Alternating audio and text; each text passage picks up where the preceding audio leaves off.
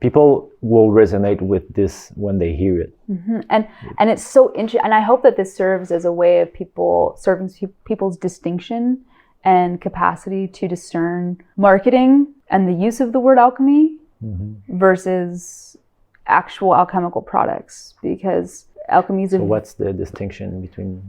Well, it's a very buzzword, right? I think that it's kind of, because there is like an appropriate way to use a word that is like rooted in its historical use, right? Yeah. So it's like more modern day uses of alchemy. It's like a very internal process. And alchemy can look like so many different things. But when you say that something is like an alchemical medicine, that means something very specific. So like if you see something in a bottle that's like, oh, this is alchemy, does it have the purified mineral salts? Does it have the essential oils of the plant?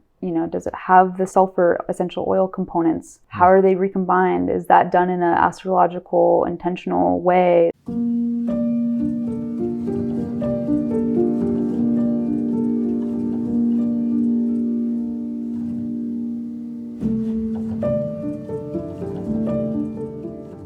Hello and welcome to another episode of the Blue Hour podcast, where we explore the minds and the worlds of visionary artists and creators. This week's episode is with the amazing Atisa Rashidi, and we discuss the power of plants and alchemy. So she makes these beautiful tinctures, spagyrics, that are based off astrology, and she's now finishing her PhD in not acupuncture. She does acupuncture, but now she's doing Chinese medicine, which is a very advanced, body of knowledge that is very ancient. And she's trying to synthesize all the healing modalities that she's intuitively interested in into a form that is unique to her soul, in a way that can advance healing modalities on Earth and innovate in her own way. And these products are really powerful. I've been using them for 3 months now. She made this spagyric. We described the recipe that is specific for me at the end of the episode, and she was nice enough to give us a promo code SOMA if you go on her website that I'll link below, and you get 10% off all of her beautiful tinctures, customized for you if you spend $100 or more on her products. So there's different ones like St. John's Wort, spagyrics. If you know like a bit about these is a very ancient and powerful plants that have so much spiritual qualities. And the way she makes them, we described this in the episode as well. She's the real deal. She really goes in depth on how to alchemically extract the spirit out of plants, so that these intelligences, when consumed, actually will go with their intelligence directly where there is a need of rebalancing. So she'll take your natal chart, overlap the planetary transits, see where might be some difficulties in your life, and create a tincture specific with the spirit of plants to alchemize those unbalances. So very powerful. We have a mind triplet made of gotu koala, calamus, and she does all of those herself, and you can buy them on her website. And so, yeah, you won't want to miss this episode. It's packed with a lot of natural wisdom, so let's jump right in.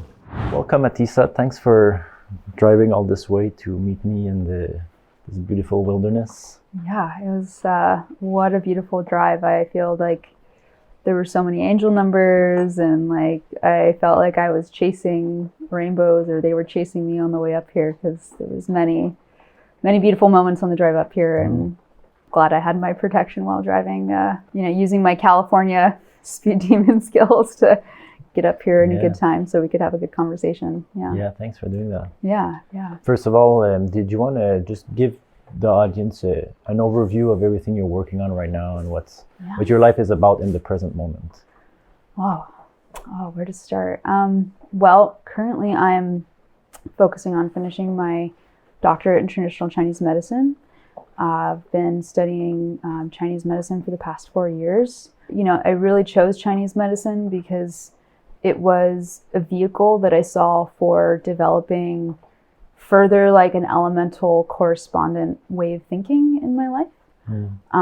Prior to being in my doctorate program, I studied with Sage Popham at the School of Evolutionary Herbalism, and for about 5 or 6 years prior to being in Chinese medicine school, I was working within like the herbal alchemical traditions of like Western medical astrology and herbalism, and looking at plant correspondences with planets, and really like looking at, you know, plants as a way to connect us to the planets and their initiatic functions. And so now where I find myself at in this point in my life, about to finish up my doctorate of Chinese medicine, I'm really honing in on, you know, how to integrate those modalities into a clinical model, you know, that isn't just about like the physical impacts of herbs, but really, you know, honing in on the spiritual impacts that herbs can have on a being in their healing process, and how to integrate that with acupuncture and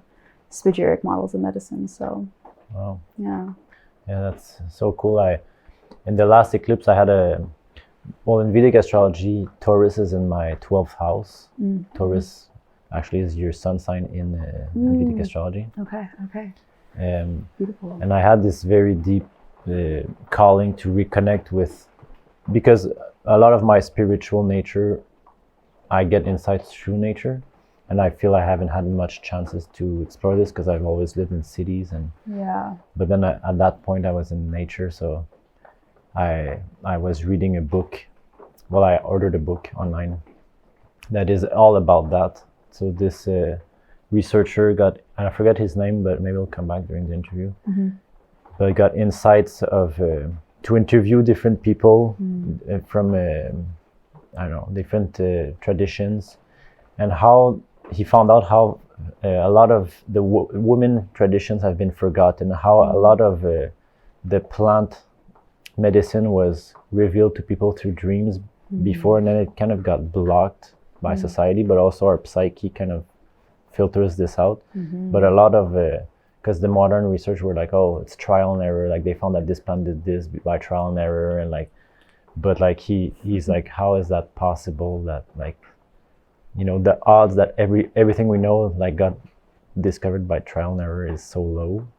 And then so he went deeper, and that's when I haven't finished the book, but he's kind of delving into the dream world and the spiritual nature of plants and how it's revealed to us in different ways. Absolutely. I mean, one of Chinese medicine's canonical figures, Shenong Bing, is Shenong was like, you know, one of the original medicine men. And one of the folklores is that he tried 70 different herbs and had a invisible stomach.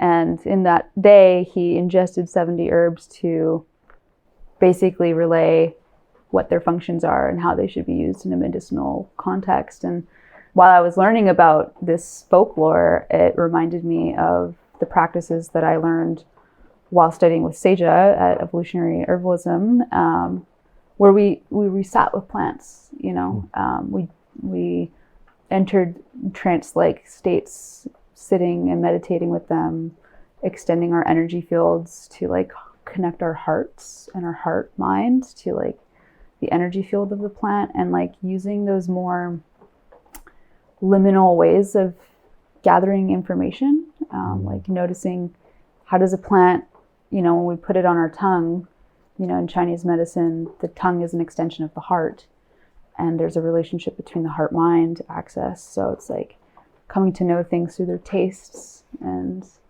how they like move, you know, and communicate with our tongue, and how does that affect the different organ systems, and how do we notice the subtleness. One thing I remember that's always just stuck with me is I've just had my own sitting with plant practice is like, you know, realizing that plants don't have words, obviously, that they use to speak and telling us how they function, but rather it's like where they grow, how they look, their morphology, but also like, you know, songs that can come to us in the form of lyrics or memories or sense impressions, and as like all information that can be gathered to like understand how plant functions, not just on a biophysical level, but like a spiritual level as well. So it's beautiful that, you know, you've kind of been exploring that in your own world and tuning into that kind of Taurian.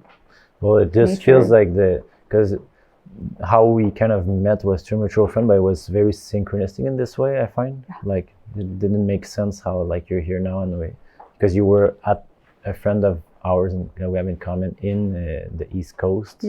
and you were coming back here in time before I left. And she didn't know either whether you were still on the East Coast or if you were here, and it turned out that you had been making your transition to being over here. So, but also you're the first guest I have since that that realization with the plants and wanting to reconnect with this, because I've always been fascinated to understand it, but I have insights, like I know there's something, I just didn't know where to search for the information to understand it. For example, like I've been very fascinated with sacred geometry, and I know different shapes, like the number of petals of the flower and stuff can reveal stuff about the spiritual properties of it. But I had never, and the color too, like the hues is like connected with the chakras and different dimensions it can open up. But I haven't wrapped my head about like I can't say I can see a plant and understand how to interpret it yet. So do you have any tricks like for, because you said with the taste as well, you know, there's a different, 5 tastes? 5 flavors. Well, in Chinese medicine, there's 5 flavors traditionally. There are, you know, there's a bit of a variation between Western and Eastern medicine, but there 5 main flavors are like, you know, pungent or acrid, astringent. Sometimes those can be interpreted a little bit similarly. There's bitter, and there's sweet, salty, and neutral, like a bland taste. So, and within that, they all have, like, at least within the Chinese medicine model, as well as within the elemental Western alchemical model, there's elemental associations, organ associations, and how they function within those organ systems to, you know, regulate and harmonize like those different organ systems functions. So what would they be for the taste associated with the planets, for example, or the elements? Yeah. So like, for example, pungent, maybe even sometimes considered like a diffusive kind of prickly sensation that can happen on the tongue, is a great correspondent signature with Mars. You know, pungent, it moves, it usually has a circulatory effect. You know, you know, like for example, like in echinacea, there's like that diffusive, pungent kind of acrid quality that like prickles on the tongue, or prickly ash, where there is this like blood moving kind of quality to it, as well as like it's cleaning the blood, or it's stimulating white blood cells. So it's like, you know, Mars ruling the blood or inflammation, the immune system of the body.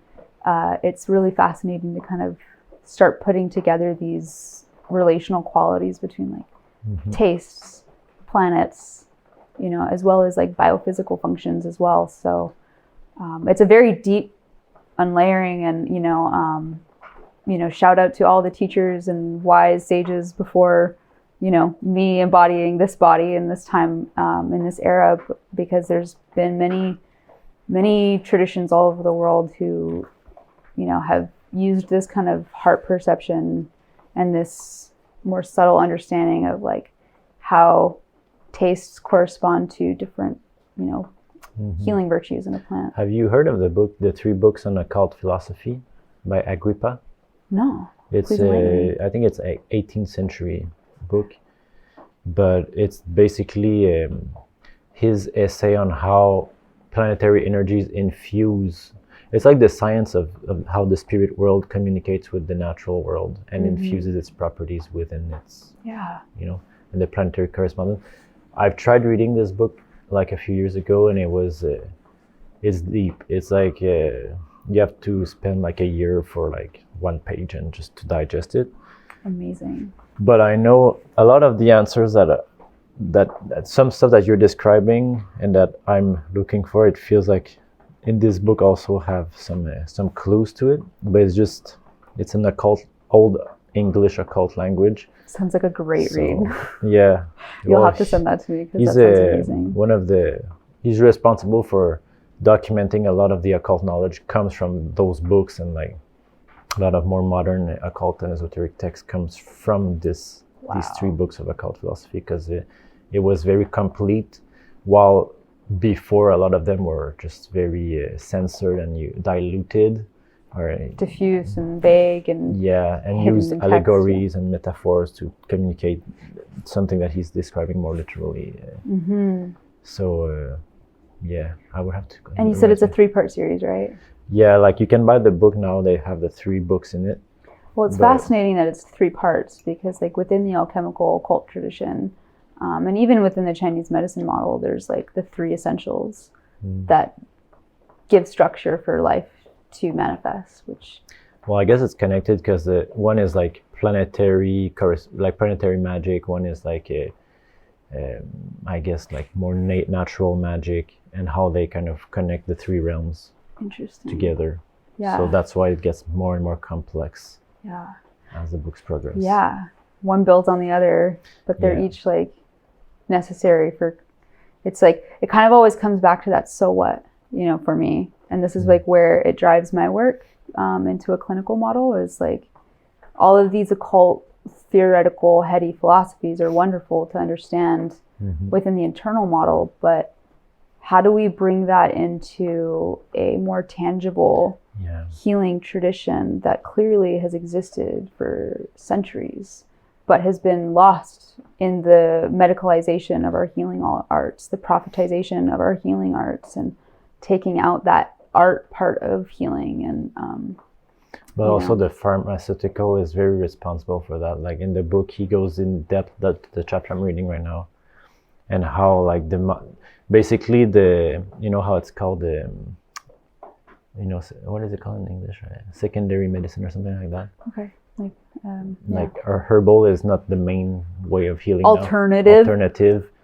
Well, before, for like thousands of years, it was the only way, and all of a sudden, because of the pharmaceuticals, they came in and with their chemical formulas that work, but they don't solve the problem. They just kind of you put a plaster, a band-aid on it temporarily, but they don't fix the underlying cause of the issues in the body. Well, since then, that's what we're experiencing now, is a very deep disconnection from our nature, from nature as well. And I think it's an interesting reflection, and I appreciate you bringing that up, because this could be a whole podcast conversation in itself, but especially within the alchemical tradition, it's just so ironic that the pharmaceutical industry has cut itself off from its roots. Chemistry comes from alchemy. Yeah. Chemistry's root word is based in alchemy. And all the fathers or contributors to chemistry were all novel alchemists, if not adept alchemists. And they were synthesizing uric acid from their urine, or to create menstruums for extraction methods, and playing with these solvents and polarities. And that's kind of where you get all of these rich metaphors that unfortunately some of the science gets lost in the metaphor. But modern pharmaceutical medicine is one of the quote unquote fathers of pharmacy. He was an alchemist. He uprooted Galenic medicine. Paracelsus, Theophrastus Bombastus von Hohenheim, I think is his whole name. Quite the character. That's where the word bombastic comes from. I don't even know this word. To be like boisterous and loud and kind of almost in this egoic way, because Paracelsus's story is basically, I believe, I could be wrong, it was the 16th, 1700s, could be a little bit further back, but I think it was around that time. He's like, because at that point Galenic medicine was ruling, and it was like a bit more humoral medicine based, and it was very much, what we would call in Chinese medicine a very draining and purgative kind of based medicine, where you would leach blood and cause purgation, etc., etc. Paracelsus comes in, father of modern chemistry, says, "Bring me all your sickest patients." And through employing all of his spagyric medicines, a variety of different spagyric medicines, he could heal people, because, he was taking all these plant medicines and applying them, putting them through a spagyric process, purifying them, evolving them into highly concentrated, potent medicines, which is, it's not just a physical pharmacy or like a biophysical pharmacy, but it's, plants do have, spiritual functions to them as well. So it's like when somebody's getting better, it's not, it's part of the reason why pharmacy these days is so cut off from the actual healing process, is it's, just an isolated constituent that works in a very biomechanical way. Yeah. It's a very, what we call in Chinese medicine, a branch approach rather than the root. Would you say like the way as you're saying it, I see like it comes up in my mind is like almost like through the plants, you kind of extract the spirit of the plant, and the spirit has its own intelligence, so that the medicine becomes alive and will act not in a linear way, but it will kind of work in a more holistic way. Doing as a spirit is alive and intelligent, it can connect different things that it has to connect. Exactly. While chemistry is more right angle, you get there. Yeah, very specific actions and sites of actions. Whereas that's the beauty and the potency of spagyric models of medicine, is that they are still the whole form of the plant. Nothing is wasted. It's, we take the plants through the process of, in different layers and different concentrations of different types of plant works. There's like a basic spagyric tincture, which is probably what most people might start seeing more and more out there, is just like a basic spagyric tincture, which is the plant medicine sitting in alcohol, not its own alcohol, but an exogenous alcohol, usually a grain or a grape extract. And the salts are purified salts, hopefully. Hopefully it's not just ash, because that's just a straight lie. And it's, so, you want to make sure that you're getting your spagyric tinctures, whatever you're working with, from like a reputable alchemist. You're saying that because there's a lot of people that make their own tinctures following like an internet recipe, but without having the processes, like a real understanding of the processes to really create purified plant salts, and to get, it's not, there's, like I said, there's layers of different plant spagyrics out there, but in the more essence realm of a plant medicine spagyric, we're fermenting the plant and getting its own endogenous alcohol. Okay. It's sitting in its own alcohol and then creating its own alcohol. And hopefully, this is where the astrology starts to come into this preparation of this medicine, is timing it, on the day of the plant's rulership. Oh. So it's ceremonial. There's kind of a ritualistic approach to it. Yeah, and it's a very intentional way of making medicine, in the sense that like that's how we kind of start to imbue those astral qualities. Yeah. Where it's already, present in the plant's correspondence, but we, through the evolution process, do it on the days of its rulership. So in ceremonial magic is the same thing. You would use the correspondence, like you can use the herbs, but the more aligned you are even with the planetary hours of the day, like maybe right now it's the moon hour, and in like a few minutes it's going to be, and you can go down to the second, sun, and then you get like this very specific time to do the ritual and infuse it with the qualities. And that's a system that's very ancient of how to calculate time in a different way, how to dividing time. I'm so curious, like how else does that show up in your work? Because I feel like your art and so many of the things that you do are very very within that ritualistic, intentional, alchemical kind of model. Well, like a lot of my art, it depends. My last product I showed, my last solo exhibition, it was really like functional pieces. So the pieces themselves served as a contemplative device to perform a ritual. And in this way, like what I was talking about gets infused in the art just because the ritual has to be done at a certain time, at this or that. So the artwork gets infused by those energies by collateral effect. But my recent work is a bit different, where almost it's more connected to, I would say, chaos magic. I don't know if you heard this term. So it's more of an organic development of these magical things, where my life kind of becomes my canvas. So, and I've been brought there. I didn't intentionally decide that's what I'm going to do, but slowly, through like also having no more ground, because I've been traveling so much the past 2 years. Yeah. So I've been brought to a release of any control, and therefore I become more of let's just say my feminine qualities got developed a lot, where I became a lot more receptive, and the mysteries of silence revealed themselves to me, of passiveness, and through this, my life became almost like someone's writing like some words and that they appear in my life, and I see the story as I'm just kind of living it.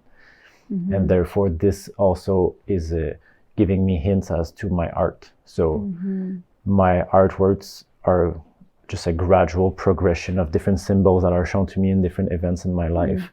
And they grow into these magical devices, I would say. Like the one I'm doing right now is, it feels like I'm creating a portal, like almost like the tatvas you see on the floor in the quadrants. They are contemplative devices to access different elemental realms within us.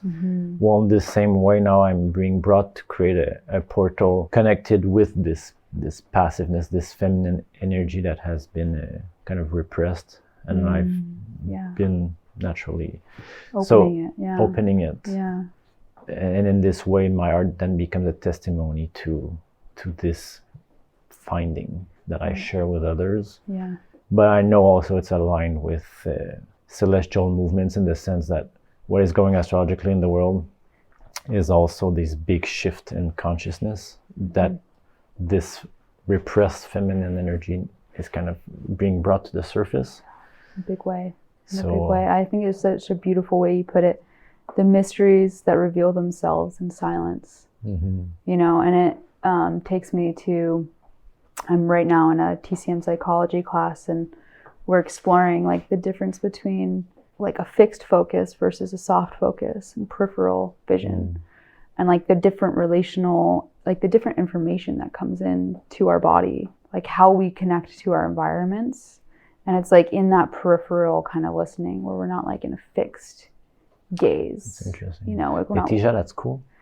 Yes, well, I mean, this is finally I'm getting to the good juji courses at my school that are like the doctoral levels and stuff, where you know, it's really fascinating and, you know, just affirming too of why I got into this medicine is looking at, you know, psychology through like an elemental model. And that's crazy, and I'm really fascinated by that. Like, it's something I would study if I had more, I guess, patience for this in my life right now. Yeah, when we're all doing the things that we're called to be doing. And, you know, that's like why it's so beautiful to have connections like this come up, because then it's like I get to share with you, you know, the accumulation of information and how I've integrated that. But also it feels, because my sun sign is Pisces, it's a kind of synthesis sign. And yours is Taurus in Vedic astrology. So like plants. But in Western, I'm a Pisces. Oh, really? So you got like this, I have 2 planets in Pisces, so it's like very Pisces. And if I remember correctly, you also have 2 planets in the 12th house in the Vedic, which is the house of Pisces. But all this to say that like in Vedic, the sun is almost like your soul, and your soul through many incarnations have developed this specialty. And when you do your soul work, it is kind of your specialty. It makes sense when I see your chart and I see you like Taurus. So working with the plants and the medicine. And with me, like my specialty, yes, okay, we can say it's art, but I see my Rosenblatt being more of my specialty, becoming my specialty, which is synthesizing information through multiple, like being a container for different people to share their truth.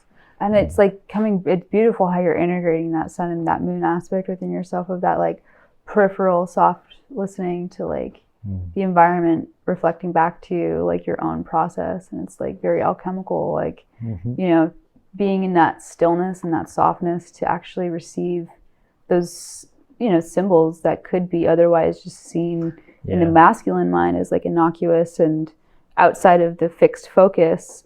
But when like you're in that soft peripheral, like, you know, you're listening and you're noticing and you're integrating and then putting it into this beautiful tangible form, creating a container for others to kind of be in this synesthetic, like somatic experience that you've been through in your own life, and translating that into your art, which is, you know, I don't know how that lands for you, but it's very potent, you know. Well, that's kind of the objective. Like I do feel like a kind of a pull. I've been pulled in this direction, and the only thing that has changed mainly is my resistance. I've always been open to it, but there was always a bit of resistance anyways. and now it's now that I know, I'm aware of that there is something pulling, and I'm not just pulled, then I can like actually lean into it, and that's how this project got created. Because I'm actually like, okay, I let go of my ego ambitions and kind of surrender to what was always underneath that has been pulling me. And it's brave work to do. I mean, it's brave work to do, but I do sense that for me it was just a kind of it doesn't feel like I'm like doing anything outside of where you need to be in that moment. Yeah, like that's where you need to be. Like that's where the trusting, like the beauty of trusting, and I've had moments like that too, just like where I've had to shift my focus from being within the music field and industry and writing songs and wanting to pursue that path to seeing the challenges or the struggles that would come up that felt discordant, and letting that be information despite what my ego wants, to embody what I think like within the lineages of both on my paternal and my maternal side are like propelling me towards. I grew up under the influence of my mother, who's a medical Western doctor, who's been doing nutraceutical and holistic medicine since like the 90s, before it was even, a dot on the radar of pop culture kind of thing. And, getting amazing, miraculous results within the clinic, getting people off of their pharmaceuticals, helping them become more nourished, regulated in, their own functions of their organ systems. So yeah, just being under this influence of, obviously I'm, a child growing up in this environment, just understanding you never really know what your parents do when you're younger, but then when you grow up, you kind of just realize what deep, profound work maybe your parents are doing. At least that's been, I've been blessed to have that experience of growing up inspired by my parents and the work that they do. But, seeing how nutraceutical medicine can be employed to, promote health and get a human body functioning the way that it's meant to, because it's like the body has an innate capacity for healing. And so if we give it, and this is where the skill and the adeptness of Chinese medicine comes in, is that it's not just a this for that mentality. It's a how is the pattern presenting? What is the branch symptom? But not just what's the branch symptom, like what's not just presenting right now, but what's the root cause of that illness?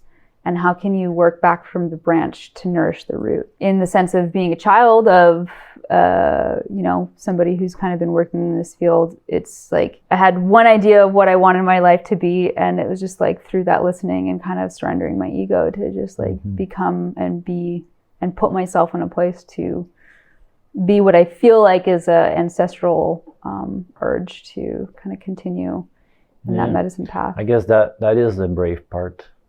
That I resonate to as well. Like doing the work for me was never hard, but actually the shift that happened the past few years, which is kind of like your art is not about you anymore. And so I had to kind of let go of the ambitions of a successful art career for what it was created for me. The container was created, before I became an artist, of like, these are the big institutions. This is what you have to aim for. Right. All the check boxes and all that. Yeah, for sure. And it's funny, like recently I stumbled upon Arnold Buckland, is a painter, symbolist painter. When I studied photography, so painting was relatively new. Like I had never painted before my third semester in photography program. But then I had to paint, so I looked for inspiration. I love Dali. It was a very common one. Love Dali. Bought his book of all his paintings and influences. And then I saw one of his biggest influence was Isle of the Dead by Arnold Buckland. And I was just so fascinated and intrigued by it. And that kind of opened up the doorway to the art I'm doing now a little bit. Which is incredible. This painting. So very symbolist. Everything is intricately woven to create a narrative, by symbolic narrative. But I didn't know that then. Like this week, then I read his biography, because I started, maybe for Rose and Bride I could do these little reels where I take a painting and I analyze its symbols and see what's almost the imprint your subconscious mind receives that's different than just like your perception of it.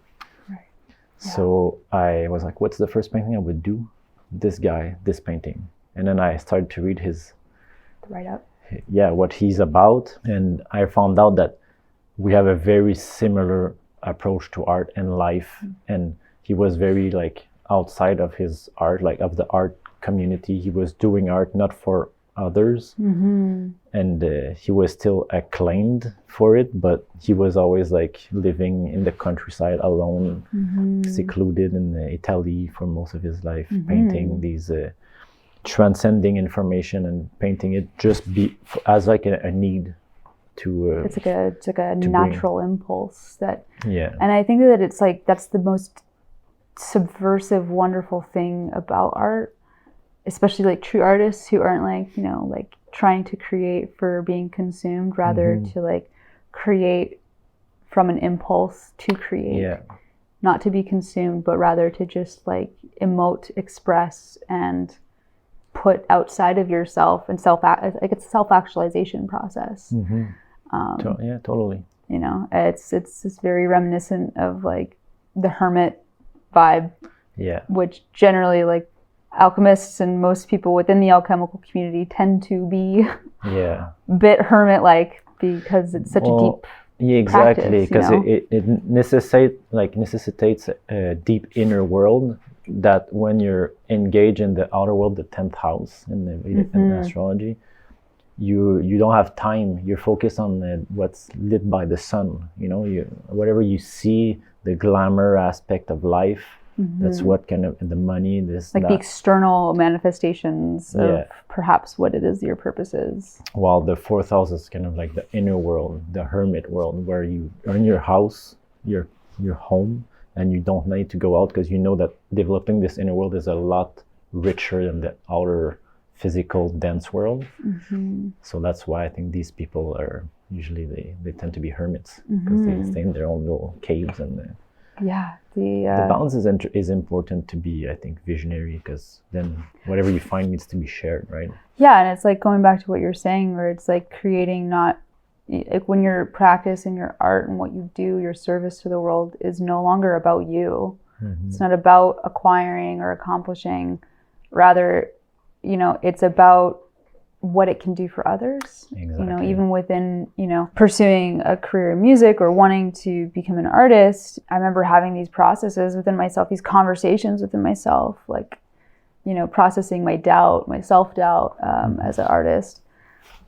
And just like having this realization, like how self-indulgent of me to center my doubt versus my gift and my creative process, because it's not about me.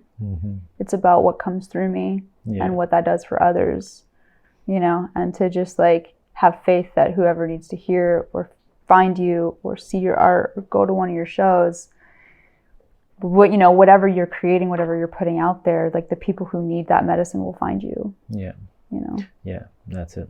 You know, because we're the sun is your heart, and whatever you create through the sun, the rays will reach out to whatever is needing of the light, of the nutrients of the light. And and that's it. I mean, I think it's just really wonderful that our you know, common connection could you know, facilitate us coming together to meet and have a philosophical meeting of minds, because you know, it's just interesting to see like that you're approaching this work from like the art world perspective, and you know, still integrating a lot of this occult, alchemical, ritualistic knowledge into your own expression, and that, like, you know, this person's like quite the connector, and so it's just really great. I know that there are a lot of magical people around this person, so it's just great to get to share your orbit. It's amazing. Also, I find it fascinating in Vedic astrology. We are both like Gemini risings, ruled by Mercury. Like we have a lot of, even we have 4 planets in the same houses. In the same sign. So we have a lot in our own orbits that kind of are, you know, we're doing our own thing in separate realms, but and seeing them come together too, like it's interesting to have like little life experience, like cross-reference comparisons to, that's interesting. Similar stardust. And what was the stepping stone to actually delve in the mysteries and into this alchemical processes? It started with becoming really fascinated with superfoods, superfood nutrition. There was like a period way before my TCM education would have me do otherwise. What does TCM mean? Traditional Chinese medicine. Oh, okay. Where I was really getting into the world of raw food.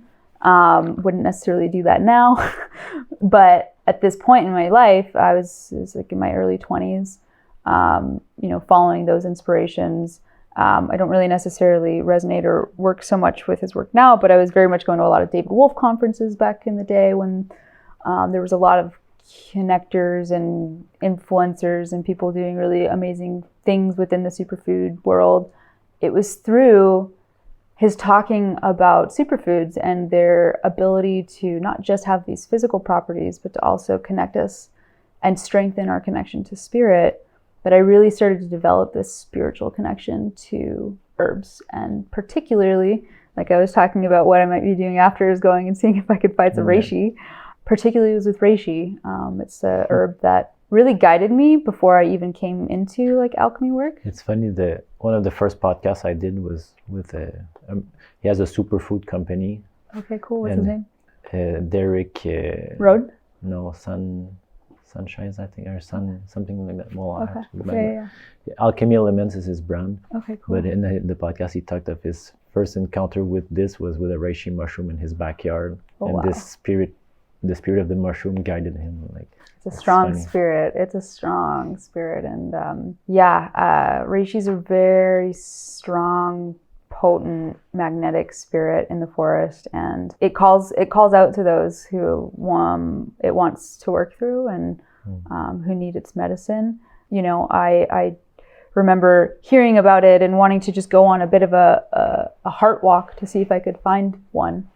And this was back in Vancouver, where I lived just by UBC, and I wasn't even necessarily in Pacific Spirit Park fully, but I was just walking, and something about the beauty of reishi and mushrooms in general is that they really respond to open wonder and curiosity. And in this forest walk that I was on, I had no clue what to expect, but I just knew that I wanted to sit with a reishi in my heart and my spirit. And there it was in the clearing, this massive, massive reishi. And it was a Ganoderma organez, which there's a couple of different varieties that grow out here. But even after that initial experience, I just kept getting dreams where reishi would come and give me lessons and talk to me. And at some point I was talking to a Chinese herbalist who I was telling that I was having a lot of dreams about reishi. And he kind of reflected back to me that it's working through you and, spreading its medicine through you. And, not that that's unique to me. Everybody can have that experience with the plant. And there's oftentimes plants that do speak to you. And it's kind of like what you're saying in your practice of just being in that receptivity of that open wonder, receptive still space where the mystery comes to you, But it was really through reishi that it guided me even all the way into Chinese medicine school. But first it was through going to David Wolf conferences, and that's where I met Seja. And then I got enrolled in his programs and took his his in-person classes before he stopped doing his in-person classes. And, from there I've done a workshop or two within alchemy and operative alchemy, one with Avery at Kimya Arts, and another with Robert Bartlett in Washington, and connecting to the alchemical communities through there. And everybody's got their own different approach within this healing art.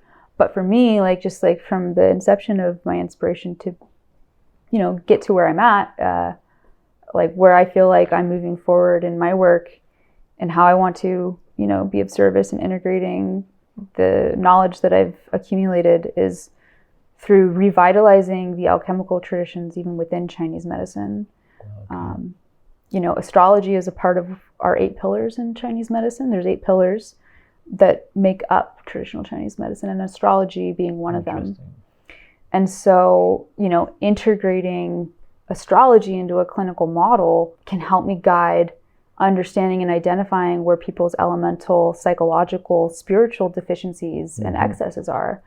Crafting an acupuncture treatment within the 5-element model of identifying somebody's elemental constitution and crafting a treatment plan based off of their birth chart. That's so interesting. And then on top of that, obviously Chinese medicine formulation is very different than Western medicine formulation because they're very traditional, very pattern oriented. But where I see myself going with this work, and I feel like Reishi has been guiding me over the course of time to be here, but it is really infusing alchemical preparations into traditional Chinese medicine models. I mean, there's so many, even metallics that we used to use in our canon of medicine, and they still use on some levels in China as well, like cinnabar. There's even sulfur. Would the colloidal silver, would it be part of that? I don't necessarily think that colloidal silver is a part of Chinese medicine necessarily. However, there are applications of gold and silver within treatment models, and a lot of them are interesting. They anchor and they calm, and so it's just I'm really open and fascinated to how to bring those aspects back into the medicine. Because right now, as they teach it, it's kind of separate, and they don't really put attention to it. Yeah, because they're just in their raw forms, and they've traditionally been used in their raw forms. But where I'm fascinated with, alchemy work is how can we evolve those medicines to take out their toxic precipitates and things like that, to get those spiritual functions while making it pure for the body.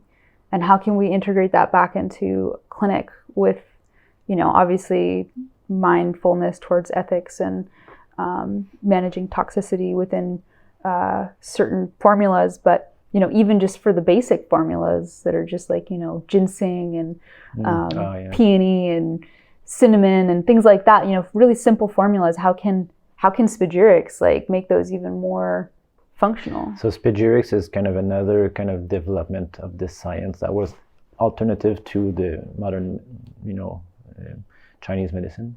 Yeah, I haven't necessarily come across spagyric models of medicine within Chinese medicine.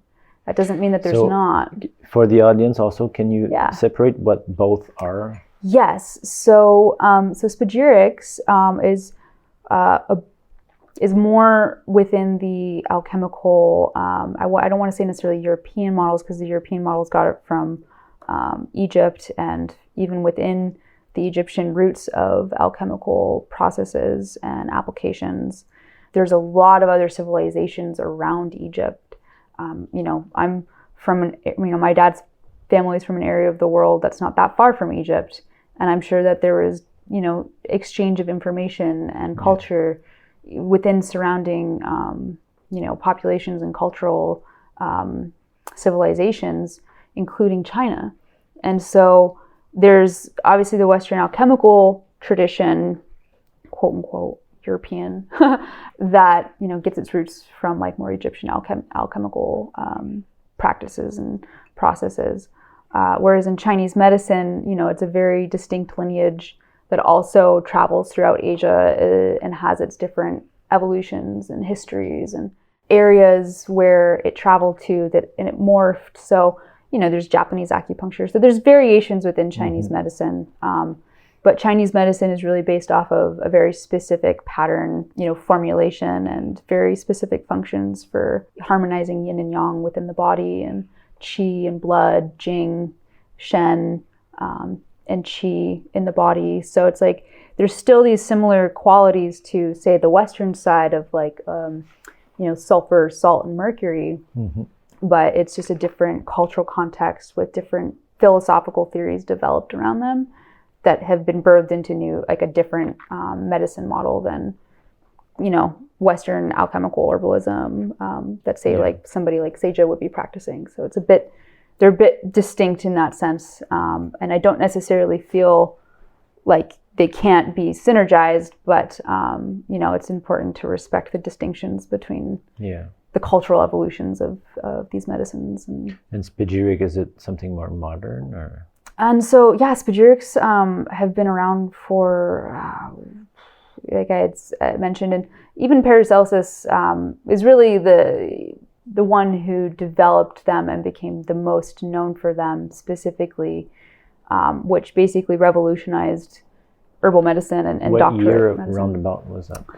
And I believe it's around 17th, I'm not sure how that works, but it's the 1600s, 1500s. Yeah. And it was from there where Galenic models of medicine became irrelevant because of Paracelsus and his, understanding of like tissue actions and like working with like the taste and the different applications of medicines for certain patterns and certain disease states, rather than a humoral based medicine of like leaching and purging. And, okay.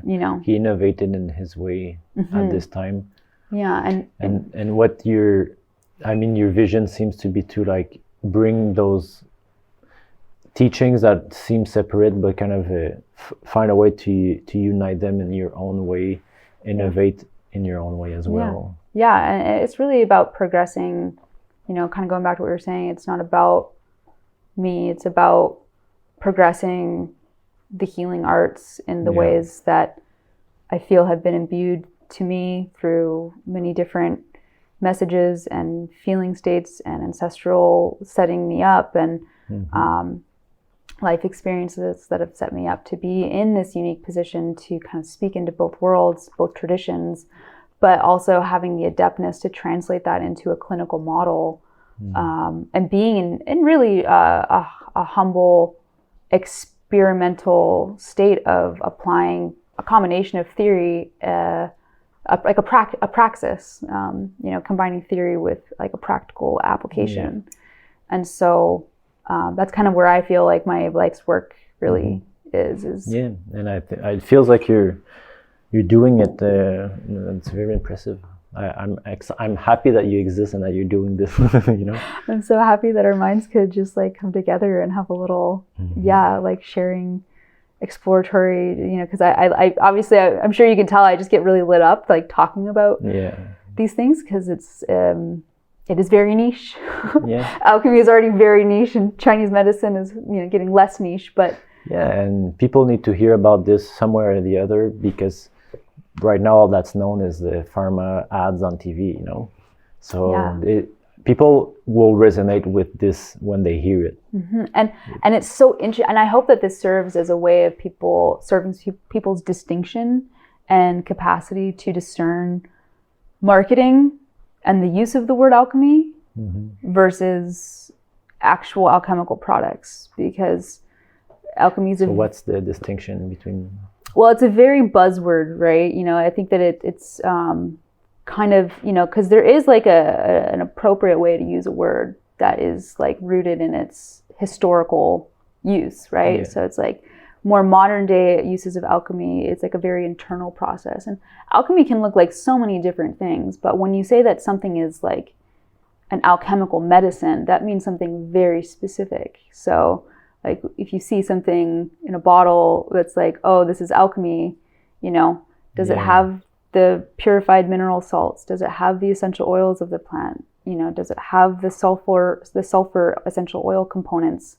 How are they recombined? Is that done in an astrological, intentional way? Like, versus like, alchemical mushroom blend. I get what you mean. It's used very loosely without never describing what you're talking about. It's just a very vague, like, just like, use of the word. Whereas like what you do in your art, it is alchemy, because you are like taking in things from your environment, digesting them, putting them back out in a way that's transforming your experience into a tangible, transformative experience for others as well, through like symbol and then like the liminal, like the subliminal symbolic realms, and like that's kind of the like an internal aspect of alchemy, Interesting. There's both an internal aspect of alchemy and alchemical practice, and then there's like the operational aspect of alchemy. So they're a bit different. And you made me a little concoction here. I did. I looked at your chart and I just did a little download and was looking at some of your transits that are happening in the Western, tropical model, because I use whole signs to kind of really ground in the elemental constitution of a person rather than like where the stars are at for the psychological, which is, I think, like a bit more of the sidereal side. Yeah. So yeah, I've crafted a little custom formula here for you.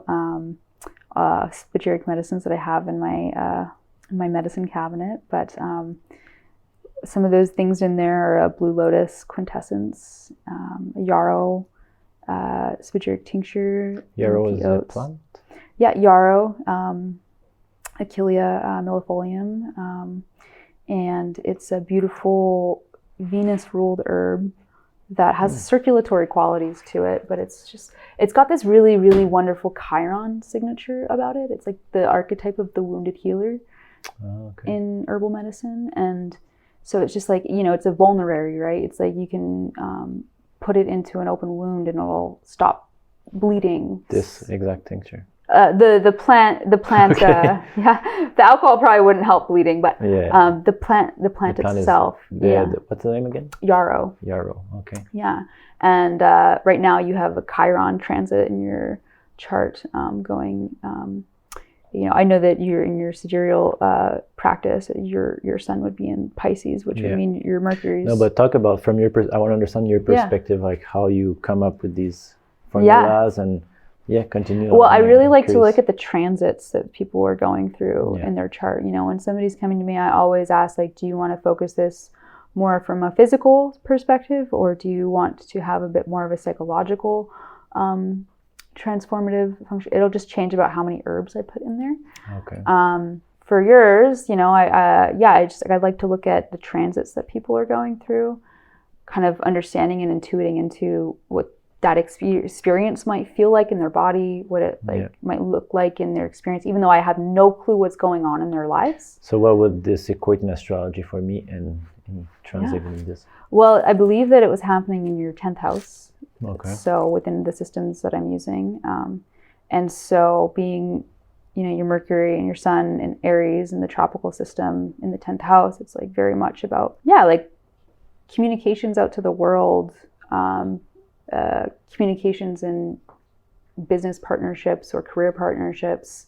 But with that Chiron element there, it's like there's this healing component to it. There's like a weaving through these conversations that are happening. And you're also getting like, there's like something that is transformative within these conversations that I imagine, say, for example, this podcast, that translate into your own self affirming process emotionally.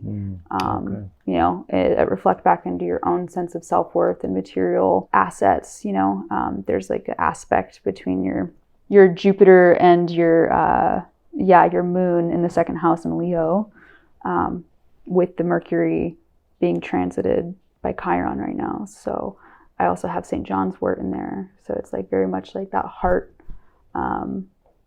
It's like a heart-mind formula, but it's a little bit more geared towards like your artistic nature. Because of the Venus part? Yeah, well, the Venus, as well as just knowing that you're an artist, and kind of... But the Venus plant was put in that for that reason. Yeah, absolutely. Yeah, it's very healing in that sense of like those relational wounds that we can carry around that kind of impede us from feeling connected to our worth in relationship as well. Not to say that that's what's coming up for you, but it's a powerful plant for those aspects, which, transits from Chiron usually can bring up, like not necessarily healing crises, but themes of healing, and it being over Mercury, through conversation, healing through conversations. And so that's why I also put lemon balm in there, and a mind triplet, which is Bacopa, Calamus, Gachucola, so it's kind of facilitating that mercurial quality as well.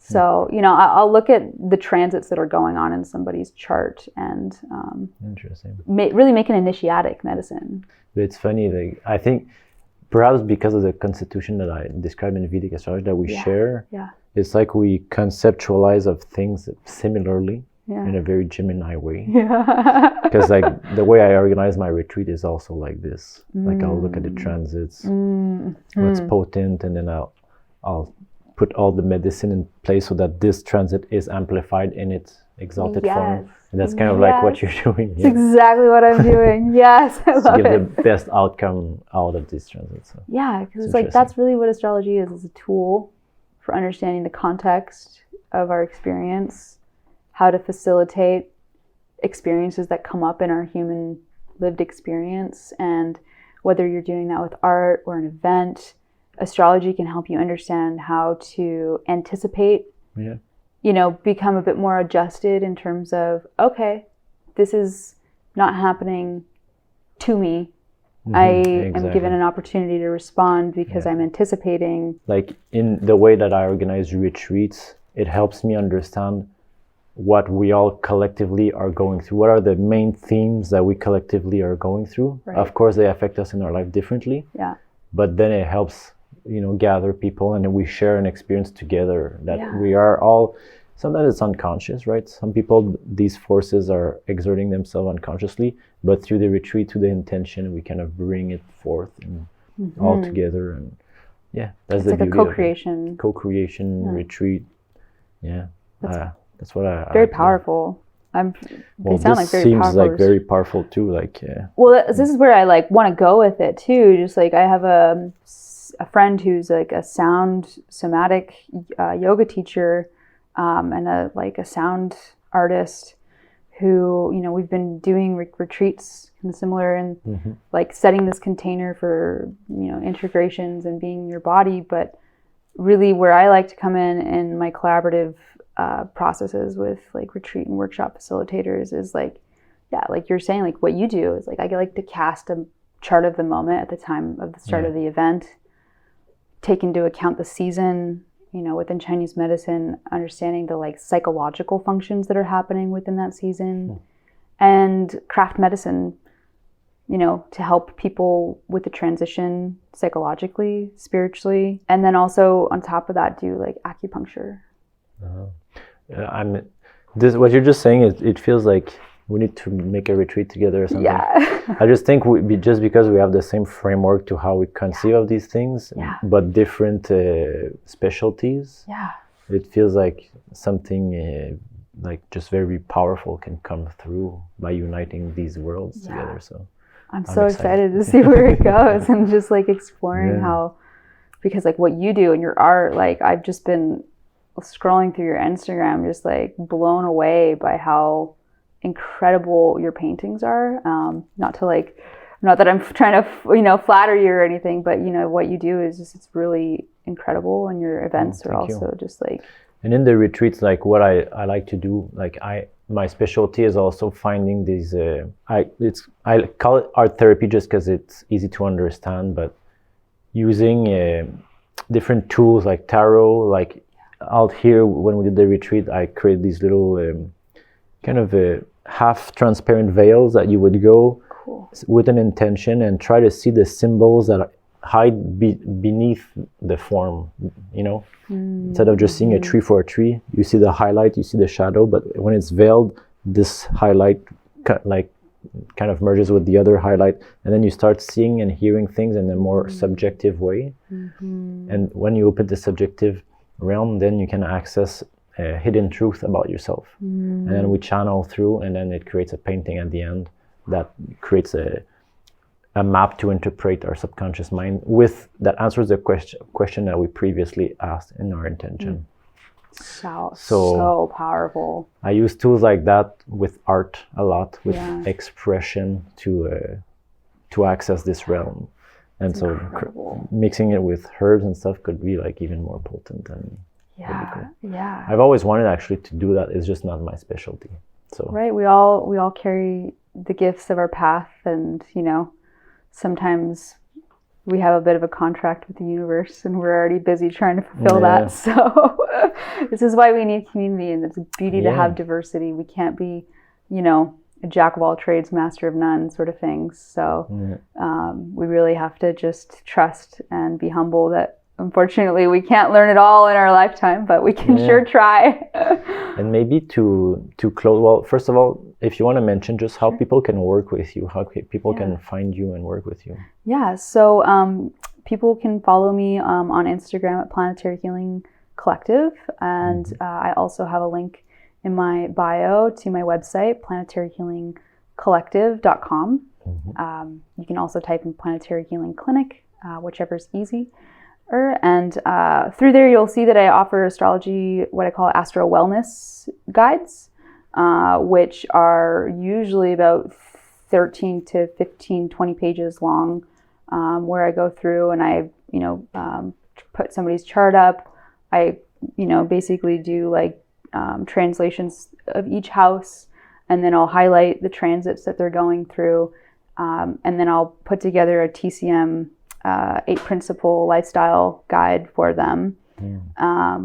And I'll usually link them to resources that they can use to just understand their own chart, so that as, aspects and transits are happening to their chart or things are happening in their life, they can go back to this guide and use it as an interpretive, self-reflective tool. And people always have an option to add on a custom spagyric with their astro wellness guides as well. I'm also based in BC. Soon I'll also be based out of California in the next year, but in the LA area. But I'm a practicing acupuncturist as well. And folks who want to work with me in the astrological as well as the acupuncture capacity, I like to keep them separate. So if somebody's done an astro wellness guide with me, I'll integrate that into my future acupuncture appointments with them, just to kind of keep the traditions a bit distinct in, the application of them in the clinic. But there's a lot of different ways to find me and work with me. But if anybody wants to drop me a line, say hi, you can send me a message on Instagram or shoot me a message at my website. So, yeah. Cool. And last question, and I ask all my guests, is there something that you wish I had asked you in this conversation, or something that's been on your heart that feels very valuable to share this time in your life? Thank you. That's a great question. I feel like we covered so much ground. We did. I think that, maybe in a future podcast, we can kind of get more into just like the alchemical process and, maybe like a little bit more Chinese medicine, psychology too, is always really fascinating to kind of go into those conversations. But yeah, I think that we covered quite a good scope There's a lot of value in what we just discussed, I'm sure. So Yeah, we'll see if folks want to hear more. Well, thank you so much for coming. Thank you so much for having me. It's been such a pleasure getting to see how our minds meet and, collaborate. Yeah. Thank you guys for watching. Hope this episode was as enjoyable for you as it was for me filming it with her. If you did, like and subscribe, this will help the channel grow. And don't forget to go on her website with promo code SOMA, SOMA, to get 10% off all of her products and consultations as well. So until next time, much love and light.